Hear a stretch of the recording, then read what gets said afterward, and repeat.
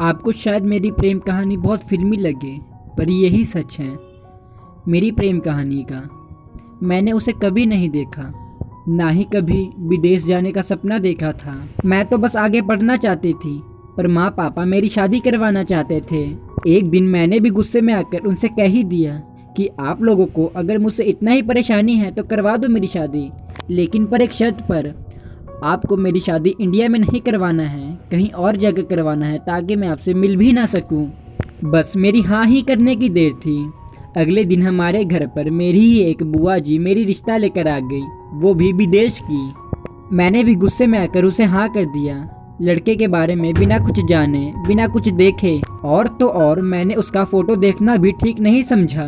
Mummy papa ने जब बात आगे बढ़ाई तो पता चला लड़का एक डॉक्टर है, वो भी विदेश में। अगले हफ्ते जब लड़के वालों का फोन आया तो मन बहुत डर रहा था कि लड़का तो एक डॉक्टर है, मेरे से बिल्कुल अलग। मैं तो पत्रकारिता की डॉक्टर थी। हम दोनों के दिमाग का बिल्कुल भी मेल नहीं था। ऊपर से बिना कुछ देखे हाँ कर दिया था। ये भी ना सोचा लड़का काला होगा या गोरा होगा, कहीं लंगड़ा लूला तो नहीं। अब क्या फायदा ये सब सोचने का, अब तो ओखली में सिर दे ही दिया था, अब क्या फायदा डरने का। मैंने फोन पर पहले लड़के की माँ से बात की, फिर लड़के से।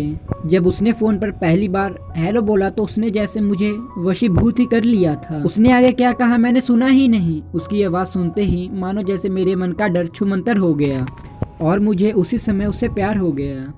अगले 6 महीने तक हमारी सिर्फ फ़ोन पर ही बातें हुआ करती थी या फिर ईमेल पर, लेकिन अभी तक हम दोनों ने एक दूसरे को देखा भी नहीं था। मई के महीने जब वो अपनी फैमिली के साथ इंडिया आए थे तो हमारी सगाई की बात पक्की हो गई। तब सगाई से पहले मैंने उन्हें एक बार देखा था, तब शर्म और संकोच के मारे मुंह से कुछ बोल ही नहीं निकल रहे थे। वो जैसे उस वक्त मेरी मन की बात समझ गए थे, इसीलिए उन्होंने पहले मेरी भाई से बात की, फिर मुझसे। वो उस एक फ़ोन की बात से जो हमारा प्यार का सिलसिला शुरू हो गया, वो आज हमारे शादी के 10 साल हो जाने के बाद भी कायम है। आज हमारी 2 प्यारी प्यारी बेटियां हैं और आज भी हम एक दूसरे की बात बिना कहे समझ जाते हैं। शायद हम दोनों का जन्मदिन भी एक ही दिन हुआ था, वो तारीख है 9 नवंबर। इसीलिए आज तक हम यही मानते हैं कि भगवान ने ही हम दोनों को मिलाया है। भगवान ने हम दोनों को एक ही दिन 2 अलग अलग देशों में पैदा किया। और हाँ, उस दिन जो मैंने मम्मी पापा से दूर जाने की बात की थी, आज वो सच हो गई। अब मैं कभी कभी ही मम्मी पापा से मिल पाती हूँ, लेकिन पति और ससुराल से इतना प्यार मिला है कि कभी मम्मी पापा की याद ही नहीं खलती, कभी नहीं सताती मुझे मम्मी पापा की याद। because it means a lot to us. To the next video. See you.